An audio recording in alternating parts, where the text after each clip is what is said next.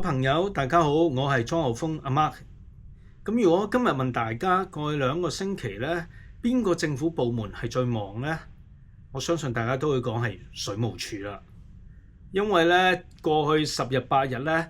已經出現咗2種唔同嘅呢個水務署嘅事故。第一呢，就係佢嗰啲食水同埋鹹水供應嘅喉管爆完又爆。第二個咧就係北區皇后山村同埋山麗村嗰啲食水一啲出現咗一啲黑點嘅情況啦，係嘅。好啦，咁去到咧一啲我哋更加關注，尤其喺屯門區咧嘅爆水喉事件啦。一個星期入邊咧就爆咗3次嘅大型水管爆裂嘅情況啦。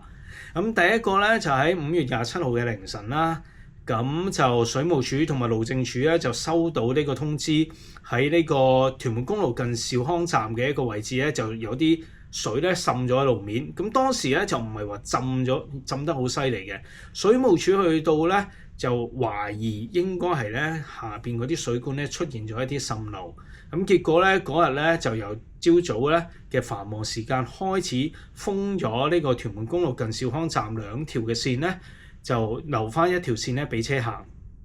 由朝頭早嘅繁忙時間咧去到夜晚嘅繁忙時間之前，先至開翻嗰3條線俾嗰啲交通咧就臨時可以過嘅。咁呢個情況咧究竟係咩問題咧？原來之後 check 翻咧係喺呢個屯門公路下邊有一條主食水管咧，就係900mm 直徑嘅。咁佢咧就出現咗一個咧手指尾咁細嘅裂縫。咁嗰個裂縫咧就不停咧喺下邊咧滲啲水出嚟，因為香港嘅水壓咧係非常非常之犀利，係高過新加坡2倍嘅。咁所以咧，只要你有一個好細嘅窿咧，佢就會不停咁樣滲啲水出嚟，甚至滲到去路面。咁呢個咧就會影響當時嗰個交通情況啦。因為大家都唔知道究竟佢滲水之餘咧有冇沖走咗一個路面底下嘅一啲泥沙，而導致呢個路陷嘅情況出現啦。咁即係安全為建啦。咁水務署咧就封咗2條線先嘅。咁我哋就會喺度問啦，喂，點解一啲咁重要嘅主喉管啦，會喺一啲咁重要嘅主交通幹道上邊咧，即係屯門公路？咁其實咧呢個咧就唔係當時規劃嘅問題。原來一開始呢一條900mm嘅主喉管咧係唔係屬於屯門公路嘅一部分嚟嘅。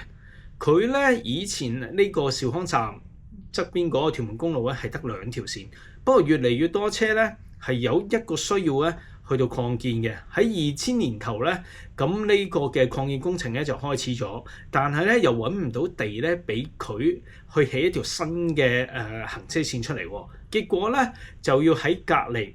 即係而家呢個主水幹道嘅上邊咧就變成一條馬路啦。咁結果咧，你知咁多重型車啊，越嚟越多交通流量經過呢啲路面嘅時候咧，肯定咧即係震到下邊嗰啲水管啊，或者係有一啲摩擦咧，令到佢哋咧就出現一啲咁樣嘅細裂縫嘅。咁結果咧就令到5月27號啦，就出現咗一日咧屯門公路大塞車。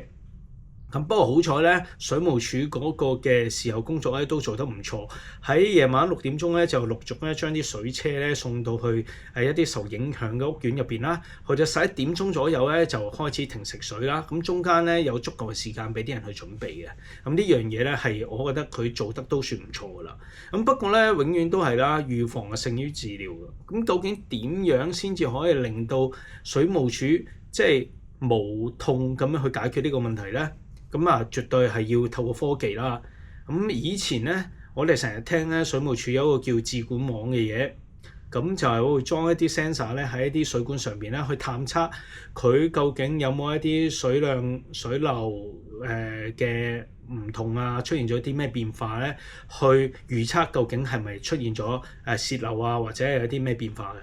咁不過咧，我頭先講緊嗰啲900mm嘅主渠管咧，就冇呢一啲咁樣嘅智管網嘅 sensor 喺度嘅，而佢咧係要額外咧就安裝一啲咧即係感測器喺呢啲主幹水管上邊。咁其實咧錢咧就唔算多嘅。我哋即係聽翻政府嗰邊講咧，大約咧就幾千萬就可以處理晒全香港咁多嘅水主幹道啦。而家全香港咧大約有7800公里嘅水管啦，咁入邊有600公里嘅水管咧係屬於呢啲主幹道嘅，咁所以咧其實咧就係佔一個好細嘅部分嚟嘅啫。咁而主幹道咧又喺呢啲交通主幹道下邊咧就絕對咧係少之又少。咁屯門公路就係一個比較例外嘅例子啦。咁我哋咧而家咧就要求即係政府咧盡快咧去將呢一個呢啲主幹道咧都加入呢啲咁嘅檢測器啊！咁其實咧原來喺甯漢豪局長咧，即係發展局局長咧新上任嘅時候咧，已經察覺到呢個問題，亦都預計咗會喺2027年左右咧就好喺呢啲主幹道嘅渠管入邊咧就裝呢啲檢測器。咁經過咗今次嘅事故之後咧，我哋咧就同發展局嗰邊去要求佢哋盡快完成啦。咁佢哋都應承咗，就係會提早1年咧，喺2026年嘅年中左右咧，就會喺呢啲600公里嘅主幹水管上邊咧，就安裝呢一啲咁嘅檢測器。喺佢未爆之前咧，就檢測到，咁大家可以喺好少車嘅時候去封路，跟住去做修補，就唔會影響大家嘅日常生活嘅。咁呢個咧就係第一單爆嘅例子啦。咁第二單爆咧就喺屯勝街啊。屯勝街嗰一次咧就係爆鹹水管，而呢個嘅鹹水管咧就唔係我頭先所講嗰啲主渠管嘅，而係一啲分區嘅渠管，一啲比較細型嘅。佢咧亦都係安裝咗一啲叫做檢測器喺入邊喎。不過咧就未全香港裝晒嘅，咁所以咧就有一啲水管咧未能夠真正預測到嗰啲嘅水管會幾時去做晒啦。咁不過就算裝晒而家嗰啲檢測器落去，都唔係一個可以解決到問題嘅，因為而家呢啲檢測器咧都只係一啲叫做事後可能你先要發現嘅，因為佢唔係實時會話到一啲數據俾你聽。咁嚟緊政府咧就可能會裝喺呢啲咁樣嘅分區喉管上面裝一啲實時嘅檢測器啦。不過個時間表係幾時咧？佢到而家都未俾到我哋，即係係咪10年定係幾多年咧？佢都唔夠膽應承我哋㗎。咁呢個咧就係另一次嘅情況啦。咁至於咧最近嗰一次喺星期一發生嘅三聖事件咧就更加得意啦。佢咧就係鹹水管同埋食水管咧就一次過一齊爆嘅，呢個咧係非常之罕有嘅情況。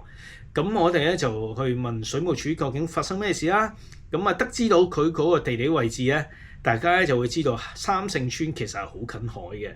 咁原嚟咧嗰啲鹹水咧係直接咧會喺海水入邊嘅一啲泵房咧供應去泵去俾成個區去用啦。咁嗰個區咧，如果係近呢個水邊咧，咁佢嗰個鹹水嗰個抽水去推啲水出去俾成個區用咧，嗰個水壓咧就會好大啊。咁所以今次成件事咧，原嚟嗰條鹹水管咧就爆咗先，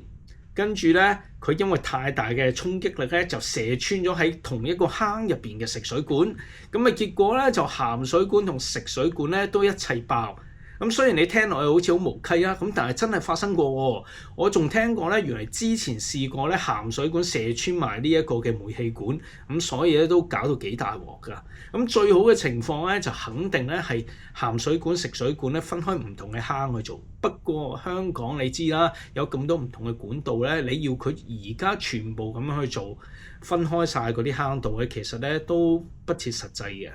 咁唯一可以做咧就係喺呢個未來嗰啲科技咧，我哋透過一種咧就叫做減壓嘅一個供水方式。而家咧我講翻香港嗰個水壓咧係高過新加坡一倍嘅。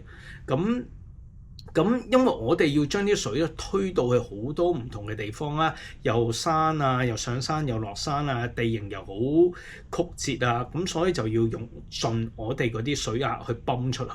咁不過咧，其實咧呢一個係有啲浪費嘅，因為咧你有啲地方咧就唔係好需要咁強嘅水壓啦，有啲人用水嘅習慣啊、時間亦都唔同嘅。咁點樣可以減低呢一個水壓咧？其實最重要咧就係喺每一戶入邊咧安裝一個咧叫做智能水錶。咁如果呢個智能水錶出嚟嗰啲數據咧，就可以即時咧俾到水務署咧去分析每一個區乜嘢時間、乜嘢段路就會需要一個好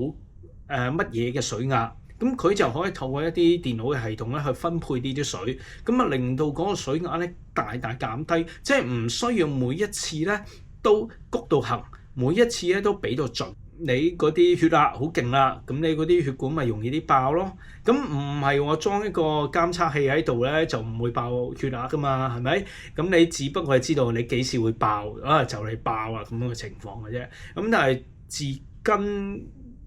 嘅方法咧就肯定係咧點樣可以令到你啲血壓細啲啦，食下呢個血壓藥。咁而家水管咧就智能水管、智能水錶咧就好似血壓藥咁樣，令到你喺一個足夠嘅水壓底下咧就去供水，就唔係下下都谷到盡嘅。咁呢樣嘢咧我諗使嘅錢就可能會多啲啦，可能幾億甚至幾十億嘅情況啦。不過我哋都希望佢可以快啲上去立法會去解釋下究竟呢件事係點樣做，未來佢哋呢啲智能水錶啊嗰啲監測器啊係點樣去安排去安裝。咁我哋之前咧喺上個星期嘅即係喺27號發生完呢件事之後，28號已經寫信去發展局嗰度咧，要求呢個局方上嚟解釋㗎啦。不過最近再追佢哋嘅時候咧，局方咧就話俾佢哋聽，因為佢哋咧想攞齊啲資料，因為要睇一睇嗰啲安裝咗嗰啲檢測器嗰啲地方究竟係裝完之後咧，係真係預測咗一啲事件可以喺佢未爆之前就處理到啊，定係有一啲都依然以為佢爆完之後咧先處理到嘅。咁有齊呢啲數據咧，先至夠膽上嚟我哋立法會入邊咧，俾我哋嗰啲立法會議員咧去質問佢啦。咁所以咧，相信咧6月佢哋上唔到嚟㗎啦。不過咧，我哋都希望佢可以7月之內咧就上嚟解話。咁起碼咧令到大家都安心啲，唔使成日驚住有水用冇水用啊！咁今日咧同大家講住咁多先啦，下次有機會咧再同大家跟進下呢個水務署佢哋最新嘅動向，係咁先，拜拜。